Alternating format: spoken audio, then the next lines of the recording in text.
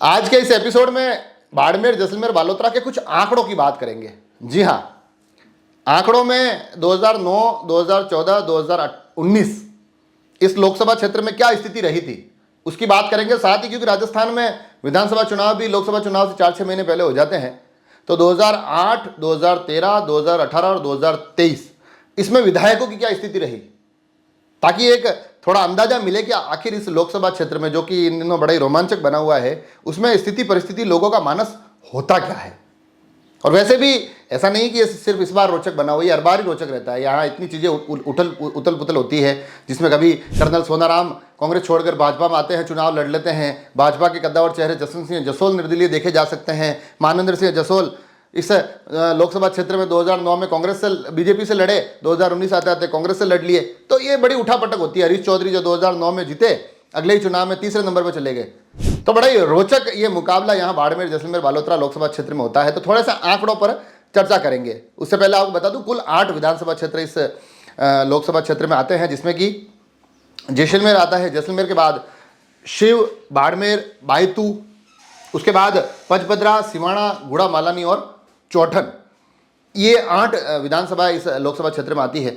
इस बार जो 3 चेहरे टक्कर में हैं, उसमें रविंद्र सिंह भाटी निर्दलीय लगातार नाम आगे आ रहा है, मगर उनके इतर जो 2 प्रमुख पार्टियां हैं उनसे बड़े प्रमुख चेहरे हैं, जिसमें कि उम्मीदवार बेनीवाल कांग्रेस से उतरे हुए हैं, आरएलपी से लंबे समय तक उन्होंने चुनाव लड़ा, और भाजपा पुनः कैलाश चौधरी केंद्रीय मंत्री के सहारे उतरी है। अब स्थितियां आज की मैंने आपको बता दी, मगर अब बात 2009 से शुरू करेंगे। और 2009 में हुआ कुछ यूं था कि कांग्रेस की तरफ से हरीश चौधरी थे, जो कि अभी भी बड़ी महत्वपूर्ण भूमिका में है, अभी बायतू से वो विधायक भी हैं। और भाजपा ने मानवेंद्र सिंह जसोल, जो अभी थोड़े दिनों पहले ही भारतीय जनता पार्टी में वापस आए हैं, उन पर दाव खेला था।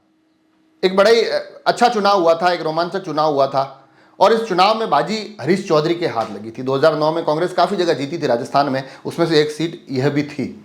तकरीबन 1,20,000 वोटों के आसपास से जीतकर लोकसभा चुनाव हरीश चौधरी संसद में पहुंचे थे।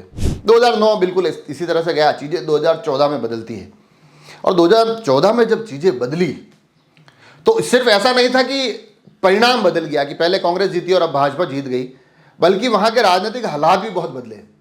राजनीतिक हालात यूँ बदले कि जसोल परिवार, जो कि जसवंत सिंह जसोल और मानवेंद्र सिंह जसोल है, परंपरागत रूप से भाजपा ही थे। 2014 आते आते वो भाजपा का दामन छोड़कर चले गए। 2014 के चुनाव में जसवंत सिंह जसोल निर्दलीय के तौर पर चुनाव लड़ते हैं। भाजपा की तरफ से कर्नल सोनाराम को चुनाव लड़वाया जाता है। कहते हैं कि वसुंधरा राजे ने पर्दे के पीछे बड़ी एक गंभीर राजनीति खेली, जिसमें कि जसवंत सिंह जसोल को राजनीति से दूर करने की कोशिश हुई। इसके लिए सोनाराम को भाजपा में लाया गया। तो कर्नल सोनाराम कांग्रेस छोड़कर भाजपा में आते हैं, भाजपा से टिकट मिलता है, चुनाव लड़ते हैं। कांग्रेस की तरफ से उनके उस वक्त के सांसद हरीश चौधरी चुनाव में उतरते हैं। एक त्रिकोणीय मुकाबला जो अभी बना हुआ उसी तरह का मुकाबला होता है, बड़े कड़ा मुकाबला होता है, जिसमें कि कर्नल सोनाराम तकरीबन 85 से 90 हज़ार वोटों से चुनाव जीत जाते हैं। 2014 की बात कर रहा हूं, जब नरेंद्र मोदी की पहली बार प्रचंड लहर चल रही थी, उसमें मात्र 85 से 90 हज़ार का एक डिफरेंस रहता है। कर्नल सोनाराम जीत जाते हैं। जसवंत सिंह जसोल अच्छे खासे वोटों के साथ सेकंड पे रहते हैं। हरीश चौधरी तीसरे पर पिछड़ जाते हैं, और वोटों का अंतर काफ़ी बड़ा हो जाता है। उसके बाद आता है 2019, जब नरेंद्र मोदी की लहर को बहुत प्रचंड तरीके से महसूस किया गया था।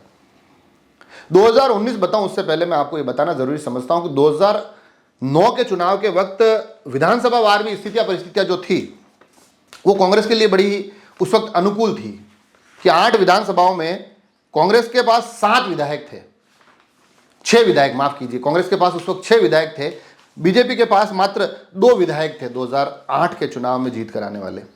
2013 में जब प्रचंड लहर के साथ, मतलब ये 2013 इसलिए बता रहा हूं क्योंकि मोदी की लहर भी थी, प्रदेश में भी भारतीय जनता पार्टी एक तरफा सरकार बनाती है, मगर उसके बाद भी वहां डिफरेंस सिर्फ 85,000 के रहता है। और 2013 के चुनाव में 7 विधायक भाजपा के जीते थे, मात्र 1 विधायक कांग्रेस का जीता था। अब बात करते हैं 2019 की। 2019 में स्थितियां और भी अलग हो जाती है, जब केंद्र में तो नरेंद्र मोदी के नाम की लहर महसूस होती है, मगर प्रदेश में स्थितियां परिस्थितियां कांग्रेस के पाले में जा चुकी होती है। 2018 में कांग्रेस अपनी सरकार बना चुकी होती है, और 2018 की उस सरकार बनाने के दौर में जो 8 विधानसभाएं मैंने आपको बताई है, जिसमें कि जो विधायकवार स्थिति है, वो विधायकवार स्थिति पूरी की पूरी तरह कांग्रेस के पक्ष में होती है। 7 विधायक 2018 के चुनाव में 7 विधायक, 8 में से 7 विधायक कांग्रेस के जीत के जाते हैं। मात्र सिवाना एक ऐसी सीट होती है जहां से अमीर सिंह बहल जीतते हैं, एकमात्र भाजपा के विधायक होते हैं। तो ऐसे में उम्मीद की जा रही होती है कि इस बार शायद बाड़मेर जैसलमेर से भाजपा के लिए, कांग्रेस के लिए कुछ बढ़िया निकलेगा, भाजपा के लिए इतनी चीज़ें अच्छी नहीं होगी, मगर ऐसा होता नहीं है। 2019 में और भी लहर प्रचंड दिखती है। हालांकि कर्नल सोनाराम की बजाय भाजपा कैलाश चौधरी पर विश्वास जताती है, कांग्रेस 2009 के भाजपाई चेहरे पर विश्वास जताती है। मानवेंद्र सिंह जसोल जो कि अब कांग्रेस के हो चुके होते हैं, 2018 में झालरापाटन से चुनाव लड़ चुके होते हैं, झालावाड़ से, तो अब वो लोकसभा क्षेत्र में उतरते हैं।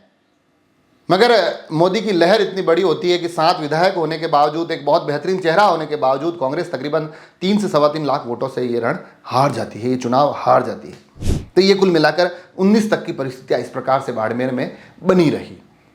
अब आ गया है 2024 की बात करें उससे पहले 2023 के विधानसभा के परिणामों का जिक्र करना जरूरी हो जाता है, जहां पर जो स्थितियां परिस्थितियां बनी हुई हैं, उन स्थितियों में अगर आप देखें तो भाजपा के इससे 5 विधायक हैं। इस बार 5 विधायक भाजपा की जीत के आए हैं, 1 विधायक कांग्रेस से जीत के आए हैं। हरीश चौधरी एकमात्र विधायक है जो कांग्रेस से जीत के आए हैं। और बाड़मेर और शिव, ये 2 ऐसी सीटें हैं जहां पर निर्दलीयों ने बाजी मारी है, प्रियंका चौधरी और रविंदर सिंह भाटी।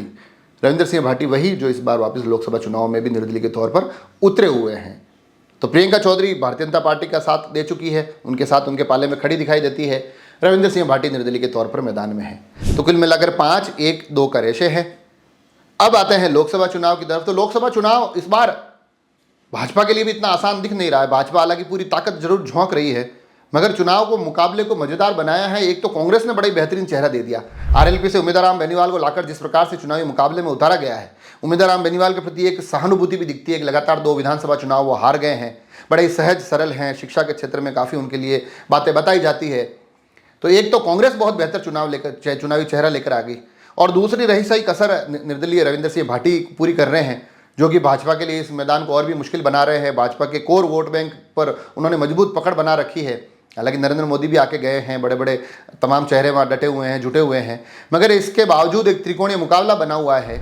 और धरातल के समीकरण चाहे भाजपा के पक्ष में हो, 5 विधायक उनके पाले में हो, निर्दलीय मिलाकर 6 विधायक उनके पाले में हो, मगर जो बाकी के 2 विधायक हैं, जिसमें कांग्रेस के हरीश चौधरी, जिन्होंने इस पूरे के पूरे चुनावी मुकाबले की कमान संभाल रखी है, वो उस मुकाबले को बड़ा ही मज़ेदार बनाए हुए हैं। और जो आखिरी निर्दलीय चेहरा है रविंदर सिंह भाटी, वो स्वयं मैदान में हैं, उन्होंने इस मुकाबले में रोमांच की कोई कमी नहीं रख रखी है। तो कुल मिलाकर आंकड़े भले ही भारतीय जनता पार्टी पक्ष में हो, धरातल ये कहता है कि 2018 में अगर कांग्रेस 7 विधायक जीतने के बावजूद 2019 आते आते 3.25 लाख वोटों से हार सकती है, तो स्थितियां इस बार भी कुछ असंभव नहीं है। अब कितनी क्या चीज़ें संभव होगी, क्या कुछ चीज़ें धरातल पर उतरेगी, वो आगे आने वाले समय में पता चलेगा। मगर मैंने आज कोशिश की कि 3 लोकसभा क्षेत्र के साथ आंकड़ेवार विधायक और उनकी संख्या के साथ आपको तमाम चीज़ें पहुंचा सकूं। जुड़े रहे राजसमंद एक्सप्रेस से। धन्यवाद।